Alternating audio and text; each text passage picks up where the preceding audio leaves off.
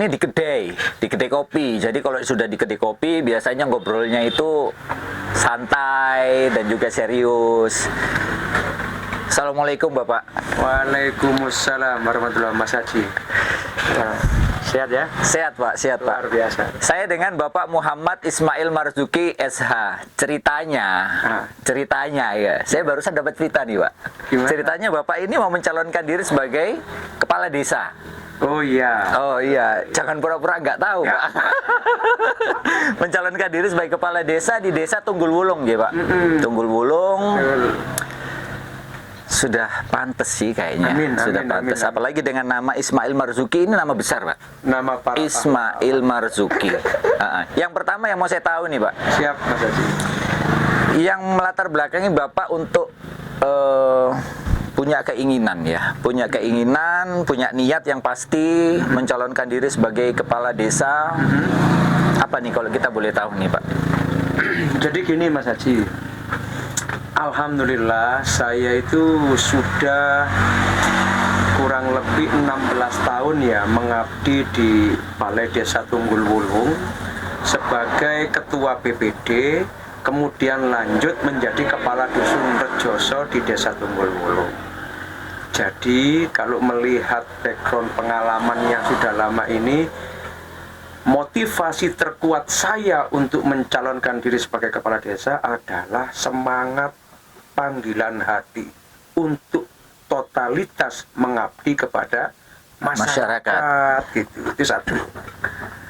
Yang kedua, selain semangat untuk mengabdi ke masyarakat tempat desa saya tinggal, kebetulan sekali para tokoh masyarakat yang memang sedari awal beliau-beliau semua sangat baik mendorong dan membackup saya selama di pemerintahan Desa Tunggul Wulung sebagai kepala dusun dan BPD ini. Alhamdulillah mereka terus memotivasi saya, mendorong saya untuk melanjutkan ke pengabdian yang lebih besar. Oke. Ya seperti yang sedang saya lakukan hari ini. Oke. Berkat doa restu dan dukungan beliau-beliau para tokoh masyarakat, terutama tokoh agama, kawan-kawan pemuda Karang Taruna, bismillah insya Allah itu yang menjadi motivasi saya kuat untuk melayani masyarakat dengan sepenuh hati insya Allah. Oke. Seperti itu. Saya kira Pak, saya kira ini Bapak ujuk-ujuk datang ke Tunggul Wulung mencalonkan sebagai kepala desa. Ternyata enggak. Ternyata sebelumnya memang sudah 16 tahun. Sudah 16 tahun mengabdi sebagai ketua BPD juga, artinya memang sudah menguasai lah corongono teritori ya. Kalau kita bicara pemerintahan desa nih Pak ya. Teritori sudah menguasai persis. Sudah menguasai. Bapak nyun sewu, usia berapa? Kalau kelihatannya kayak berapa ini? Kalau saya nebak-nebak usia 27 mandek. Enggak nambah-nambah. Enggak, salah. Saya di usia itu masih aktif di Karang Taruna. Saya kebetulan mulai dari Karang Taruna tingkat desa, bahkan sampai saya jadi ketua Karang Taruna tingkat kecamatan Pandaan. Sudah pernah saya alami. Jadi kalau dihitung dengan pengabdian selama menjabat di Karang Taruna, ya kemungkinan saya sudah 18 tahun mengabdi malahan. Ya. Di Tunggul Wulung ya Pak ya? Desa Tunggul Wulung, kecamatan Pandaan. Enggak mencelok-mencelok di desa-desa yang lain ya? Enggak, karena kebetulan ya istri yang saya sayangi, saya cintai cuma satu ya di Desa Tunggul Wulung itu. Alhamdulillah. Tipe pria yang setia juga ternyata kan. Kalau saya nebak sih, usia masih di bawah 50. Oh, iya. Betul ya Pak ya? Saya usia 42, betul sekali. 42 kakak kelas saya ya. Ya. Kakak kelas saya. Ya enggak pantas nek tak celuk Pak berarti. Enggak, jangan. Karena akrabnya dipanggil Mas Ragil. Saya barusan dapat selentingan sedikit. Akrabnya dipanggil Mas Ragil. Lebih nyaman dipanggil Pak atau dipanggil Mas? Mas aja lah, kan saya masih muda. Masih muda. Yang muda, tapi insya Allah yang berpengalaman dan berpendidikan. Oke. Pak, image di masyarakat yang namanya mencalonkan misalnya kepala desa, kemudian apapun itulah ya, calon legislatif dan seterusnya. Image di masyarakat, alah paling ngono-ngono ikut tok. Paling janji-janji aja. Apa sih yang serius dari pencalonan kepala desa Bapak hari ini? Yang menjadi serius itu maksud saya gini, pelayanan apa sih atau apa ya? Kalau bisa saya bilang Boleh nggak sih kalau saya bilang janji apa gitu, boleh nggak sih Pak? Boleh-boleh saja. Boleh-boleh aja ya? Nggak bakal ingkar janji nih Pak ya? Enggak, Mas Haji. Saya kan seperti merpati putih. Ya nggak mungkin ingkar janji. Pelayanan yang serius nih Pak. Kecuali kepepet, enggak lah, enggak kepepet, enggak. Pelayanan yang menjadi serius nih Pak, sehingga Bapak betul-betul termotivasi menjadi mencalonkan diri sebagai kepala desa. Jadi gini Mas Haji, dengan bermodal pengalaman ya, sekian belasan tahun mengabdi di desa, satu itu. Yang kedua dengan modal pendidikan. Kebetulan saya sarjana hukum. Iya. Tentu kalau ngomong soal pemerintahan sedikit banyak saya mengetahui. Apalagi pekerjaan saya adalah di kantor notaris dan di lembaga bantuan hukum. Kantor lembaga bantuan hukum. Insya Allah dengan modal itu semua, saya akan mencoba untuk membuat sebuah terobosan, yaitu pelayanan sepenuh hati dengan sistem yang sangat tepat, cepat, dan hemat. Yang mungkin ini tidak pernah ada. Dan insya Allah akan saya lakukan itu. Cepat, tepat, dan hemat. Siap. Oke. Bentuk konkretnya dari pelayanan itu, contohnya apa nih Pak?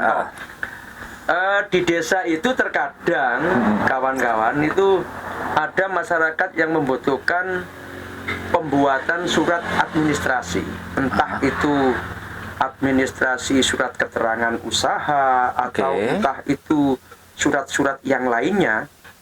Nah, bila mana hal itu dibutuhkan, saya akan mencoba untuk memanfaatkan teknologi yang berkembang saat ini berupa WA. Gampangannya hampir semua orang pasti punya HP, punya WA. Iya.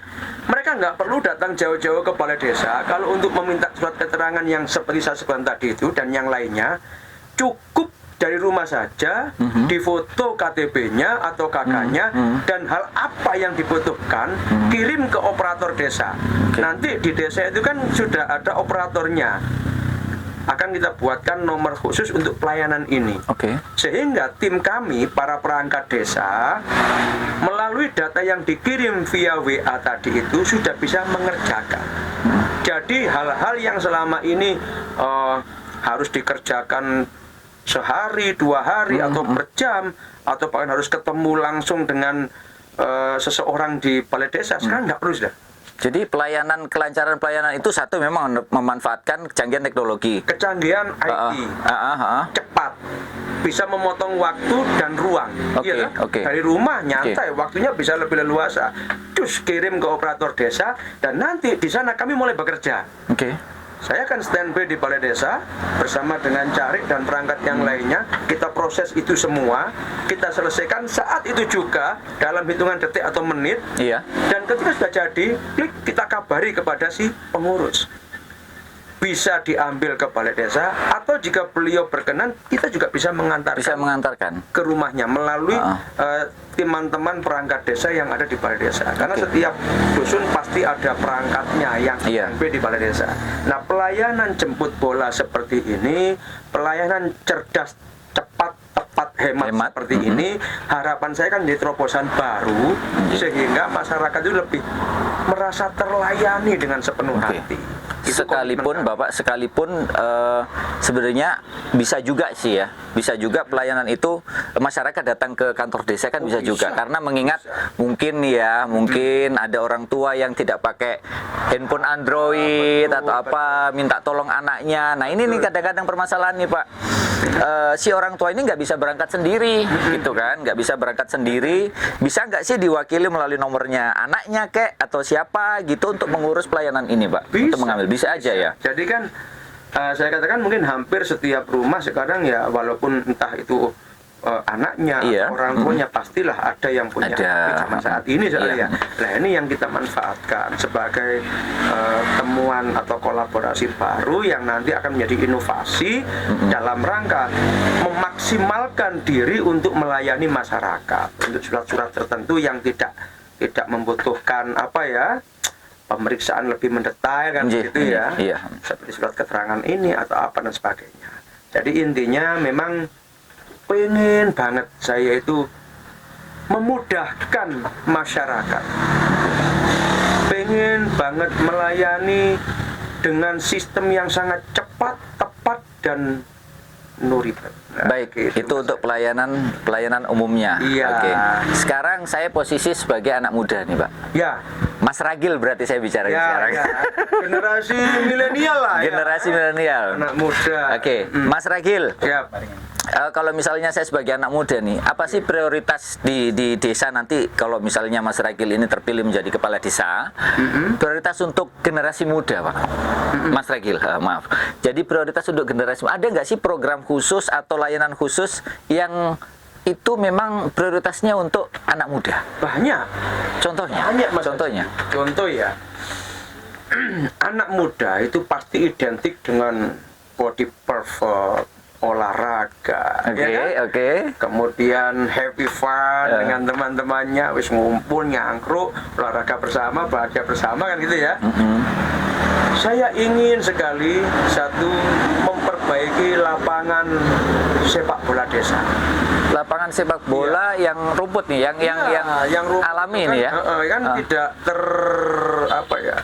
tergarap dengan baik selama ini. Saya ingin satu itu karena anak-anak muda di desa kami itu ngumpulnya itu kebanyakan ya sambil olahraga. Sambil olahraga mereka sepak bola, voli, bermain di lapangan. Nah, kalau lapangannya representatif, lapangannya bagus, nyaman, insya Allah kan nanti anak-anak itu jadi semangat. Anak muda itu semangat untuk hidup sehat, untuk olahraga. Bahkan jarang juga mungkin sambil kongko-kongko cangkruan akan muncul ide-ide cerdas. Oleh karena itu di lapangan sepak bola itu saya pingin sekali membuat seperti wisata desa. Wisata desa. Di depannya kan pinggir jalan raya itu bagus tuh, sangat strategis. Nah, mungkin bisa kita buat kayak kios-kios, kafe-kafe seperti yang selama ini sudah saya lakukan di tanah bengkok saya. Tanah bengkok itu sampingnya kepala desa persis, sampingnya lapangan desa persis. Lapangan desa. Nah, itu sudah saya buat ada 3 kios-kios gitu untuk masyarakat jualan, saya gratiskan, nggak usah sewa. Di bidang UKM ya, iya. untuk bidang kreativitas yang lain, Mas Ragil. Nah, nanti di situ kan ketika kita perbanyak jumlah kios-kios itu, kemudian kita lengkapi dengan mini soccer, dengan lapangan bola voli, dengan tempat diskusi kecil anak-anak muda, saya yakin akan membuat jembatan untuk mengembangkan ide-ide kreatif cerdas. Itu satu. Yang kedua, teman-teman di desa saya itu banyak sekali ya anak-anak muda. Akan menarik ketika yang saya sampaikan tadi, membuat sebuah wisata desa. Wisata desa. Tentunya kan itu akan menjadi lapangan pekerjaan tersendiri. Iya. Ini bisa kita lakukan dengan mengaktifkan BUMDes yang ada. BUMDes harus aktif. BUMDes ini kan anak muda betul. Iya. Ini kita panggil mereka, kita duduk bersama, kita buat sebuah sistem, kita buat sebuah usaha bersama. Nanti insya Allah dari apa yang kita lakukan ini melalui wisata desa BUMDes ini, saya yakin akan membuat lapangan pekerjaan untuk mereka. Ya, ini nih yang menarik, Mas. Ya, yang menarik. Jadi dari BUMDes kita bisa mengeksplor kreasi anak muda karena biasanya dia ada yang jualan apa kayak kerajinan atau apa gitu kan, dan BUMDes harus dikelola dengan baik. Gitu, ini yang menarik nih untuk anak muda. Oke. Iya, insya Allah. Mas Ragil. Iya, Mas Haji, siap. Masih boleh kan saya ngajak ngobrol? Boleh, Ini sangat kan boleh kebetulan banget. untuk masyarakat luas. Nggih, Untuk nggih. masyarakat luas. Ada satu nih yang menjadi penting sebenarnya. Yang kita lihat hari-hari ini sistem informasi ya. Ya. Sistem informasi. Kalau tadi disinggung pelayanan melalui WA, cepat, tepat, hemat, gitu kan. Nah, bagaimana sih Mas Ragil nantinya mempersiapkan sistem informasi di desa? Ya. Kalau bicara sistem informasi di desa, otomatis kan juga ada SDM dong di sana. Ya, Ada betul. SDM yang melayani. Kemudian bagaimana nanti sistemnya terbentuk sehingga pelayanan itu bisa cepat tadi ya. Kemudian juga harus masuk kepada seluruh lini masyarakat. Ada anak muda, ada orang tua, gitu ya. Ya. Mempersiapkan sistem informasi desa. Bagaimana Mas Ragil? Ya, jadi gini Mas Haji ya, ini sebetulnya sudah pernah dan sekarang sedang kita lakukan ketika saya menjabat sebagai kepala dusun. Ini sudah kita optimalkan kegiatan seperti ini. Jadi sistem informasi desa harapan besar ya. Ketika nanti kita menjadi kepala desa, maka desa ini yang sudah seharusnya menjadi corong masyarakat. Oke. Jadi dia adalah sebuah wasilah bagaimana nanti kebijakan-kebijakan, bagaimana nanti subsidi-subsidi yang telah diberikan oleh pemerintah, baik itu pemerintah daerah, pemerintah provinsi ataupun pemerintah pusat, ini bisa nyampai ke masyarakat. Oke. Ketika itu sudah nyampe ke masyarakat, berarti tugas kita sebagai corong masyarakat, sebagai wasilah, sudah bisa menginformasikan dari atas ke bawah. Ini satu. Nah, yang kedua, di bawah agar kondisi ini bisa siap tanggap dan diterima, maka kita juga harus membentuk pion-pion pemuda tanggap. Pion-pion pemuda mengaktifkan sel-sel generasi muda yang mana mereka itu adalah generasi yang sangat idealis. Mereka itu rata-rata pejuang keras di kemerdekaan yang new ini. Jadi nah, ini hanya perangkat desa ya? Enggak. Bagaimana anak-anak muda itu kita kumpulkan, kita bentuk pemuda tanggap desa sehingga bisa berperan untuk membantu menyebarkan, menyampaikan informasi dari atas ke bawah.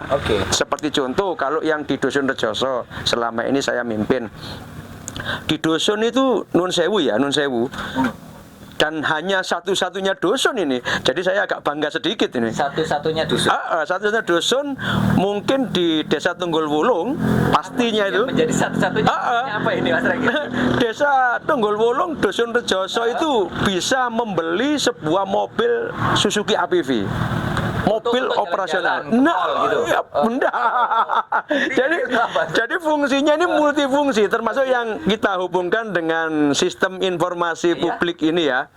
Jadi ketika kita punya mobil operasional kawan, nah kemudian kita punya tim teman-teman pemuda dusun ya. Terus di pemerintah daerah itu ada sekarang namanya kebijakan kesehatan gratis atau yang disingkat dengan UHC. Jadi bagi UHC apa unit itu kepanjangannya Mas? Ini kalau saya terlalu panjang saya nggak bisa bahasa Inggris ya. Jadi ketika orang sakit, kemudian dia tidak punya BPJS gitu ya, otomatis dia tidak punya uang untuk biaya berobat ya. Nah, ini pemerintah Kabupaten Pasuruan memberikan solusi yang sangat bagus, yaitu program UHC tadi itu, di mana orang berobat ke rumah sakit tidak usah mikir biaya, cukup bermodal KTP dan KK warga Pasuruan. Nggak punya BPJS, selesai urusan sudah. Untuk urusan administrasi keuangan, dia bisa berobat dengan senang dan bisa berobat dengan tenang. Ini adalah sesuatu yang luar biasa, program pemerintah Kabupaten Pasuruan untuk masyarakat Kabupaten Pasuruan. Nah, peran kami di mana kan gitu ya? Nah, informasi dari atas ini kita sampaikan ke masyarakat. Bisa di jamaah tahlil, jamaah tibaan, anak-anak Banjari atau forum cangkruan Mayoran. Ambek mangan-mangan dikandani. Saiki nek ana wong loro tulung rek kandhanono masih yo gak duwe kartu BPJS, cukup duwe KTP KK Dusun Rejoso, Kabupaten Pasuruan ya, langsung kita bisa membantu untuk mengantarkan ke rumah sakit. Lah, untuk menuju ke rumah sakit, ya kan? Kita sudah menyediakan kendaraan. Sudah dari desa ya? Dusun, bukan desa, dusun Rejoso. Dan ini satu-satunya ya, satu dusun yang punya mobil untuk kegiatan seperti ini hanya Dusun Rejoso. Jadi ada Pak RT yang nyupiri, kemudian ngantarkan ke Siap 24 jam. ke puskesmas, setelah itu rujuk ke rumah sakit bila diperlukan. Dan juga ada namanya dana sosial. Jadi kami himpun memang semacam urunan bantu untuk orang yang ke rumah sakit. Ya memang soal biaya perawatan, pengobatan jadi cover oleh pemerintah kabupaten. Tapi kadang-kadang nunggu wong loro butuh mangan kan gitu ya, butuh ngopi, butuh jajan. Nah, ini kita bisa membantu lewat urunan tadi itu. Nah, ini yang bergerak di dusun-dusun sama ini ya anak-anak muda itu sama Pak RT, Pak RW. Dan itu sudah digerakkan. Sudah jalan, mobilnya sudah ada. Bahkan kemarin baru saja kita 2 hari yang lalu juga gitu ngantarkan orang ke puskesmas, ya pakai kendaraan itu. Nah, itu yang saya maksud, kita sebagai perangkat desa, sebagai bagian dari pemerintahan desa benar-benar harus menjadi corong masyarakat untuk sistem informasi desa yang seperti ini. Itu contoh kecilnya seperti itu. Artinya kalau sudah ada realisasi di tingkat dusun, ya kalau menurut saya nih Mas Ragil, tidak terlalu sulit saya kira ya. Sulit Mas Ragil nanti ketika sudah menjadi kepala desa mengaplikasikannya di tingkat desa. Betul. Bahkan nanti unit mobilnya bisa nambah. Oh, bisa. Tingkat desa loh. Iya ya. Jadi ini seperti saya seekor bebek yang belajar berenang. Nah, nggak usah diajari sudah. Iya nih. Jadi ojo ngajari bebek berenang. Iya, ojo wis. Jadi wis memimpin dusun selama 16 tahun, tentunya keberhasilan di tingkatan dusun ini nanti akan kita angkat, kita naikkan jadi keberhasilan prestasi di tingkatan desa. Oke. Jadi renangnya wis malah gampang, wis biasa ngono, kate ngene ya wis gak ono apa-apa kan begitu. Kalau ya. tadi di depan saya bilang janji apa gitu ya. Kalau menurut saya sih ini sudah bukan janji lagi, artinya Bukan, sudah terbukti sudah terbukti ya, pelayanan itu sudah ada di tingkat dusun, kemudian tinggal nanti mengaplikasikannya di tingkat di desa. Tidak hanya sekedar janji-janji belaka, ya, ngobrol-ngobrol janji aja, tapi belum pernah ada realisasinya. Mboten. Jadi memang sangat krusial di kesehatan ya, Mas Ragil. Ya. Saya sendiri sih kalau di tempat saya sebagai masyarakat, Mas Ragil. Iya, Mas Haji. Sebagai masyarakat. Nah, kadang-kadang kita itu sebagai masyarakat itu pingin dekat dengan kepala desanya. Kepala desa, ya, membaur. Cangkruk bareng gitu kan. Kadang kalau sowan ke rumahnya kepala desa itu gimana ya rasanya tuh kayak rada sungkan, belum lagi nanti banyak tamunya. Iya. Nah, yang saya maksud di sini kan ada balai desa nih. Ada. Ya. Balai desa ini selama yang saya tahu nih, kebanyakan enggak semua sih ya, kebanyakan itu hanya untuk hanya untuk keperluan administrasi aja lah, di jam kerja aja urusan lah. pemerintahan. Nah, mewakili saya misalnya mewakili masyarakat yang ingin dekat dengan kepala desanya, bisa nggak sih balai desa itu dijadikan sebagai ya tempatnya masyarakat lah, tidak hanya untuk kepala desa dan perangkatnya. Gimana nih Mas Ragil nih? Ya sangat bisa Mas Haji ya. Jadi gini, lagi-lagi mohon maaf, Ya. memang keinginan saya itu mengangkat keberhasilan yang di dusun menuju keberhasilan di desa. Kan tema saya memang semangatnya di situ ya. Baik. Lah termasuk yang jenengan tanyakan ini. Gini Mas Haji. Kami setiap bulan itu ketika jadi kepala dusun saat ini itu sudah punya program. Apa programnya? Ya. Jadi kita ngelumpuk di balai dusun, mengundang anak-anak yatim, mengundang Pak RT, Pak RW, mengundang anak-anak Karang Taruna, mengundang tokoh-tokoh masyarakat dan tokoh agama. Lebih ya sekitar 40-50 orang lah tiap bulan. Acaranya dibuka dengan doa, istighosa, tahlil ya, kirim ke leluhur dan para pahlawan. Di Rejoso itu ada pahlawannya, banyak soalnya makam pahlawan itu banyak. Iya. Nah, kita kirim doa untuk beliau-beliau itu, untuk orang tua kita. Terus kemudian setelah kirim doa, santunan yatim. Santunan ke anak. Setelah santunan yatim satu dusun Rejoso, itu tiap bulan sudah belasan tahun ini kita lakukan rutin. Setelah itu makan-makan. Habis makan-makan, adik-adik yatim pulang, tinggal para tokoh, RT RW, Linmas, Karang Taruna, dan kami pengurus dusun.